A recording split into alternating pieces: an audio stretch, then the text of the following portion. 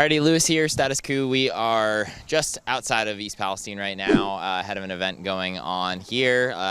Lots of folks already starting to kind of trickle in. I'm happy to once again see Jamie Wallace and Eric Koza. We got the brother-sister duo here. I think they said before this is the first time they've done one of these together. So he's older than I am. That's the first thing I'd like to say. All right, there we go. I guess thanks for taking the time to chat with me again. Curious for just a general update. How are things going, with your personal situations here as far as the derailment goes, and relocation and health-wise over the last couple of months since we've talked last? I'm still at home. My fiance is still getting the lesions on her skin, so I'm fighting that. My personal thing is when I go out of town, I get sick. It's like I talked to my doctor, and it sounded like she said that it sounded like detoxing. So I've been to Florida. I got sick within 2 days there. We just went out to D.C. To meet with the senators, and within 2 days I was sick out there also. So almost like opposite. So you've gotten so used to it, and when you leave, it's the opposite. Yes. Interesting. Jamie, I know the last time we talked, you had moved down to East Liverpool. Mm-hmm. Are you still down there? And what is the latest on what you've all been working on? Any symptoms or anything when you're back in town? I am still down in East Liverpool. We've permanently relocated there, at least for the next year. They found that potential pathway to exposure in my basement, so we couldn't go back. I still go back to town for meetings. Sometimes I went back the other day to help Chrissy Hilton put up her air monitor. Every time I go back into town, I get sick. You can see my eye right now is very red from being in town. I get my chest gets like stuffy, almost like a chest cold, but it's only when I go to East Palestine. So I'm still having symptoms. A lot of people are still having symptoms, and we're tracking a lot of new symptoms. And right now, I know this might not directly pertain to either of you just because of the situation where, you're permanently relocated for now and you're still in your home. But I've been speaking with a lot of folks about the cleaning program now going on in East Palestine where I'm curious your thoughts on it. And it's under the impression that if you have this cleaning done, you're then meant to be going back into your home. I'm curious what it's a dust cleaning is what I call it. They're not cleaning any ductworks, any inhabitable, places where we're not staying, basements, attics. They're dry wiping the walls. We've already done that. Right. What I'm trying to figure out is what can I use to clean? Nobody would even give us an answer on what we can even clean with yet, or I'll clean my own house. I know that there's been a lot of issues brought to my attention about that. Candace was one of them. She actually had a cleaning schedule for her house through Norfolk Southern. They have been reimbursing people to get their houses cleaned. It was a deep clean where they scrubbed your couches, your carpets. Right. A lot more than what they're talking about generally. And basically, what EPA is doing is vacuuming. Like Jake said, we can do that ourselves. So once they started this program through the EPA, they called 4 days before Candace was due to have her house cleaned and said Norfolk Southern's not going to pay for it anymore. Their excuse was that the EPA did not want any other cleaning companies in there. We reached out to the EPA that said they did not say that. Right. So, why are some people afforded this deeper clean with their couches and their carpets and stuff, and other people aren't? Right. And, that's my biggest thing is if you're going to do it for one person, I said that from day one when they came to my house, like, why don't all these people deserve that same amount of attention that I got at my house? Right. Yeah, and that's been the issue from the beginning is there's been nothing kind of like clear that works for every single house in the area, and it's like, yep, you fill out this and everybody gets the same thing. It's been case by case by case by case. You might go to the assistance center and get help for something. Somebody else might go and not get help for almost the exact same thing. And it's how persistent can you be? How many times can you call and make them work? It's also, I think, a lot to do with if you say something on Facebook or something, you get shunned a little bit. They're starting to do it even more. The more, I guess, heat that they get put on them, the more they come into the situation and push back. they're starting to push back from us trying to figure out what's going on here. I've walked in these creeks for 2 days. There was 10 to 14 kids in the video that was swimming in the creek while we're poking a stick and chemicals are boiling out of it. It was ridiculous. I got so sick that I was delirious from the off-gassing because I have asthma. I couldn't keep my mask on the full time. My skin was burning. And then I read in a news article where they said that, they said about that it was Scum or something, scum, right? yeah. Yeah. And the stuff was boiling out. Yep. Yeah, I mean, personally, I went into the creeks the other day with Christina Seisloff and just to go see for ourselves. And, she was flipping some of the rocks in there, and you could still see the kind of rainbow sheen coming up. And it's clear that those creeks are still contaminated with chemicals from back as far as back as February. Yeah, it's not bacteria. Yeah. And we're not stupid. It doesn't take a rocket scientist to figure out. They haven't tested the sediment. They don't know what's in there as soon as they start tearing it up. I asked Mark Durno, they talked about petroleum being on the train, and they're saying that's what's sitting in that sediment and creating the sheen. And I said, well, can the other chemicals bind to that, be attached to it? And I get the same answer from everyone, possibly, but we haven't tested it. So common sense tells you start tearing that stuff up, what's going to happen. Right. And we actually, Unity Council actually facilitated J.D. Vance going down to see the creeks when he was in town. That was just this week, right? Or a couple days ago, yeah. Yep. We had met with J.D. Vance in D.C., which we can tell you about next, D.C. So when I heard he was coming into town, I texted his chief of staff and I said, hey, if J.D. Vance wants to see the creeks, I'll get Dr. Chai to take him down there. And that's part of Unity Council. Dr. Chai said, well, why are you sending everybody to me? And I said, you're a creek specialist. Every one of us have a different area that we kind of specialize in. So I was able to have him meet up with Vance's team, and he actually took Vance down to see the creeks with his own eyes. The article that was put out from J.D. Vance's press conference afterwards, he sounded like he was as appalled as we are about what's going on here. So, praying. Yeah, I mean, that's kind of where I was going to go next is obviously since the last time we were here, it was way too late, but Governor DeWine finally putting out the disaster declaration. The disaster declaration itself sure ain't perfect, though. To add to it, one line that stuck out to me initially was, there are no unmet needs currently in East Palestine. I've been asking every single person I've talked to this whole week that question, are there unmet needs in East Palestine? That was the first thing we said when we wrote up our purpose for going to D.C. We wanted to let people know that we do have unmet needs and we are not safe. Governor DeWine had said in another article that it was safe. It's not safe here. And that's what we wanted to let our legislators know. And I happened to get a meeting with J.D. Vance because I had messaged him, and they said, great, he'll be in D.C., you can meet with one of the aides. And I said, well, what if we come to D.C.? And they said, okay, we'll make that happen. Right. Just in an off chance, I was presenting at a conference with a woman and a couple other people, and we were having a meeting, and I said, hey, we're going to D.C. next week. If anybody in the room knows any politicians, we'll talk to anyone at this point. We're desperate. Every single politician should be worried about this. This is a national issue. She had less than a week to do it. It was the last day before they went on summer break, so it was one of the busiest days on the Hill. We ended up having so many meetings that day that we had to break up into smaller groups to be able to meet with everybody, that we had. Yeah. And I guess, do you have any, obviously getting Senator Vance into town this week that seems like a victory. We'll see what he ultimately does now that he's been here. Any big victories aside from that you've taken away so far from this? Sherrod Brown wrote a letter to the president, asking more or less to declare the declaration. Who else reached out?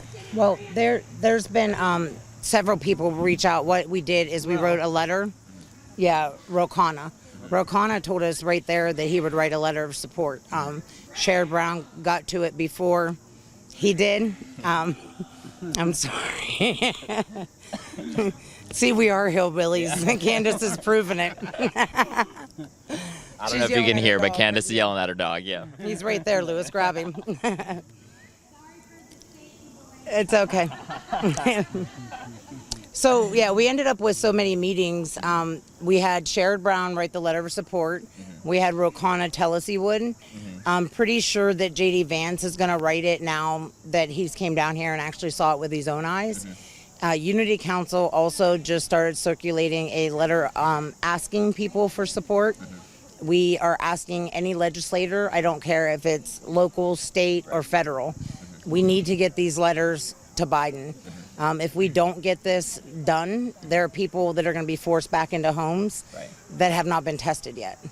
So that was kind of our whole goal. I also spoke last weekend at an NCEL conference, and it's for like environmentally friendly legislators. I also had another Ohio representative, Light Body, say that she was working on a letter of support as we were sitting there at this conference session.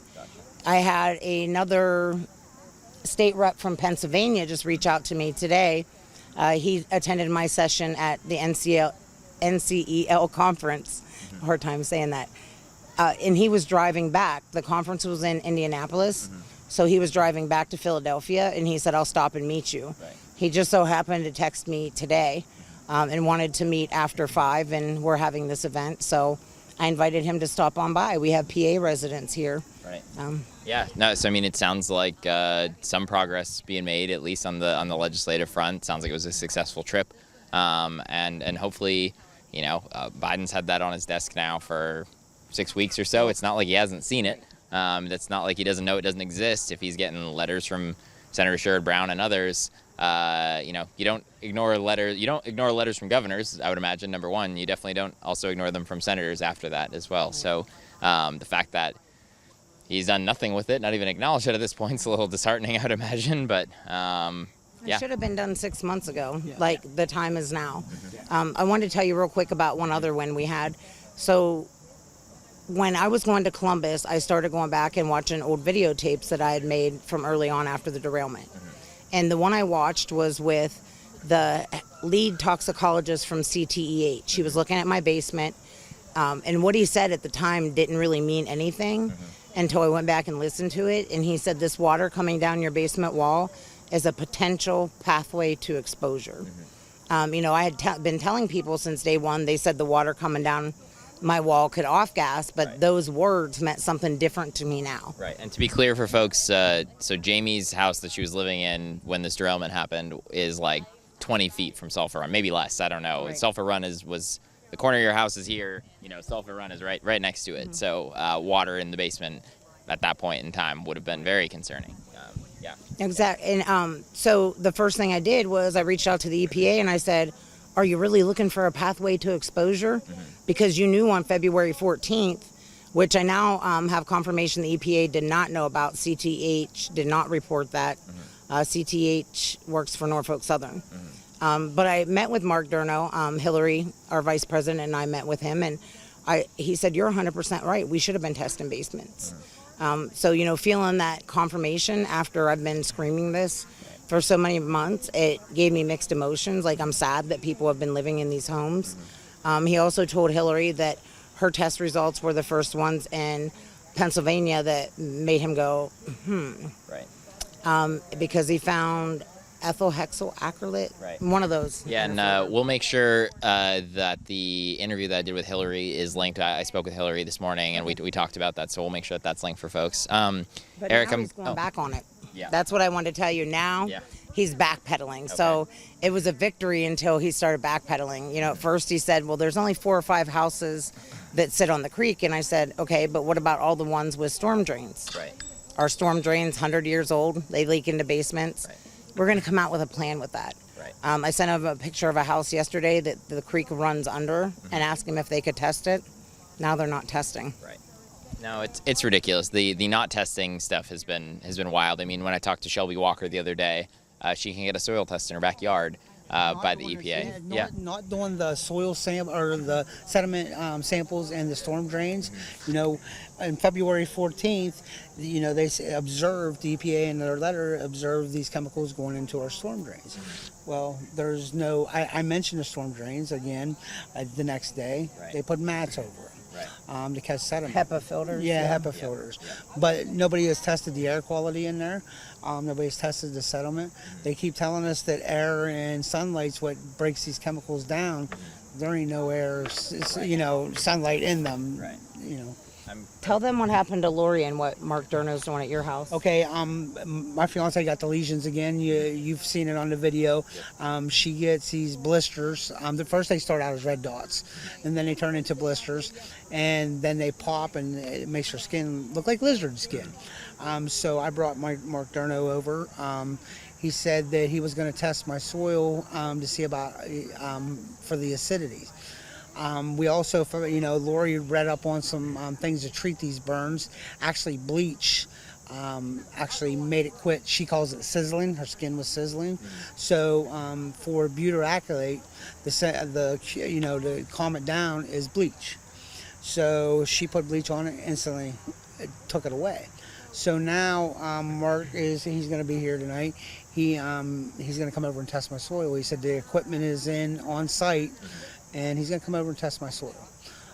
He also told another female from Unity Council that that until my test results come back, he's not going to do any more community testing on anybody else's soil. So tonight I want to ask him, why is that? She's closer to the tracks than Jake's house. She's a lot closer. Yeah, because Scott Smith already tested my soil. I had JS Held come in and do all surface testing in my house. Everything shows chemicals, some 10 times higher than the reporting limit. One whole page is nothing but carcinogens. So what the EPA told me is, well, where did he get it? I showed him where he got it. Well, since it's by the storm drain, it's probably concentrated there.